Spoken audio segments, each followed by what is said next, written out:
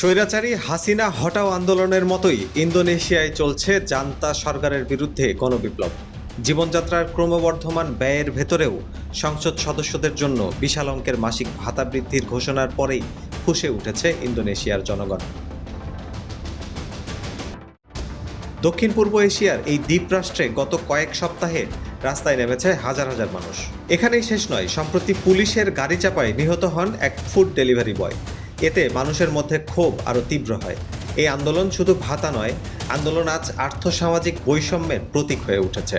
তরুণ food delivery কর্মী আফফানের মৃত্যুর পর রাজধানী জাকার্তা ছাড়াও সুমাত্রা, সুলাওয়েসি, কালিমান্তান ও বালির রাস্তায় মানুষ বিক্ষোভে নামে। তাদের আটকাতে পুলিশ টিয়ার গ্যাস, জলকামান ব্যবহার করেছে। একাধিক স্থানে সংঘর্ষ হয়। সরকারি ভবন ও এমপিদের বাড়িতে হামলা ও লুটপাটের ঘটনা ঘটে। সরকার নিরাপত্তা বাহিনীকে কঠোর হওয়ার নির্দেশ দিলে উত্তেজনা আরও বেড়ে যায়।